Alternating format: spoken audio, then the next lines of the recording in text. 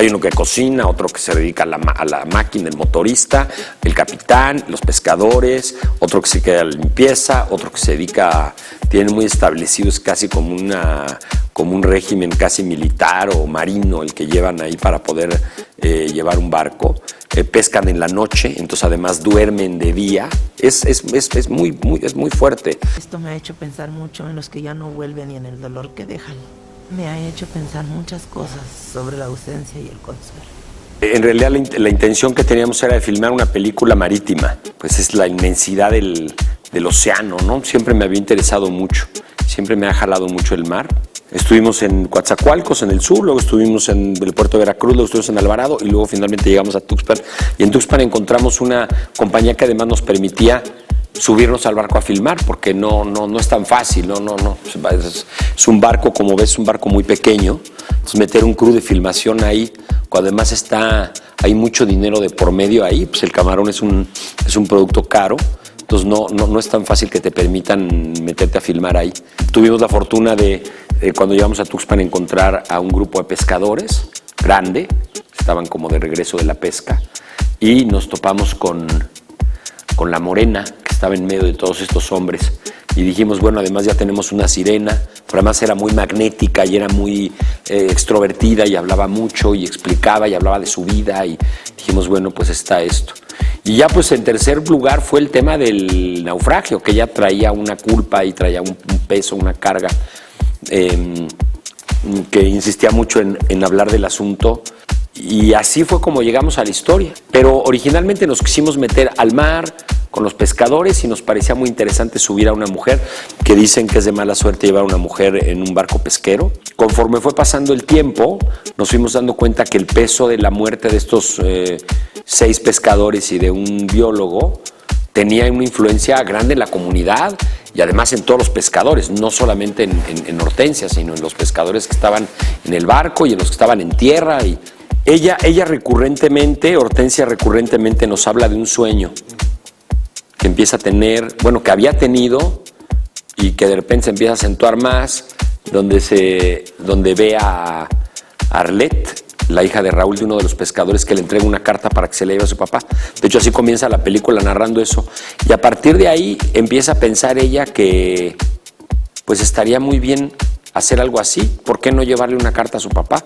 Decide, además, porque ella pues, tiene una mezcla de creencias entre budista, chamánica, católica y nada al mismo tiempo, ¿no? Su abuela creo que era bruja. Entonces tiene como una serie de... Pero sabe que algo tiene que hacer para convertir esta ofrenda en algo sagrado. Todas mis películas tratan un poco sobre la práctica de la fe, de cómo se practican las creencias. Y hoy más que nunca entiendo que, casi sin dudarlo, que la muerte y lo inexplicable y la vida en otro espacio, en otra dimensión, es lo que genera una práctica de fe. Y probablemente esa práctica de fe nos lleva a crear una religión.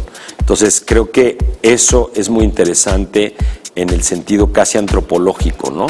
No existe ningún rito, particularmente para ninguna religión ni para ninguna creencia, dedicado a los náufragos. Aquí hay náufragos, ¿qué hacemos? Hay desconsuelo, porque además hay desaparición. Cuando hay desaparición hay mucho dolor, porque hay muerte pero no hay cuerpo, pero no hay ceremonia, pero no hay luto, pero no hay un rito, no hay una velación, no hay una tumba, no hay una cripta, no hay nada, no existe nada. ¿Qué vamos a hacer? Y entonces a partir de ahí es como empieza creo que un poco a decir, vamos a tratar de materializar un poco. Es muy impresionante, la pesca es muy impresionante. Yo nunca había estado tan cerca de los pescadores, es muy impresionante. Es un oficio rudo, complejo, se requiere de mucha fortaleza. Además te das cuenta que estás con seres humanos que están temporadas larguísimas, lejos de sus familias, lejos de sus tierras. Pasan 3 meses de calendario antes de que regresen a ver a sus familias. Es rudísimo. Hay uno que cocina, otro que se dedica a la máquina, el motorista, el capitán, los pescadores, otro que se queda a la limpieza, otro que se dedica, tiene muy establecido, es casi como como un régimen casi militar o marino el que llevan ahí para poder llevar un barco. Pescan en la noche, entonces además duermen de día. Es muy fuerte, muy pequeño, como te digo, de repente un crew metido ahí, muy difícil, no hay a veces lugar ni donde sentarte. Ya no digamos dónde dormir, pues se vuelve toda una complejidad. Pues es peligroso, se siente que estás ahí en medio de cualquier cosa, te puede pasar en cualquier momento, pero creo que además de esto, pues también es muy interesante cómo en la variedad de oficios, y más como documentalista te vas enterando de cosas que les pasan a unos y a otros, pero particularmente los pescadores tienen una vida muy rica interior, porque viven tan solos que empiezan a establecer un diálogo interior muy interesante en el que pues se encuentran ellos mismos. Yo creo que a través de eso es como logran ir sobrellevando sus vidas, ¿no? Es muy complicado, ya sabes cómo es el tema documental, cuando tienes 80 horas de filmación y cuando tienes 80 horas de filmación y tienes una película de 80 minutos, pues está cabrón. O sea, de repente una reducción así de muy difícil, de repente se quedan muchas imágenes que quieres que estén fuera.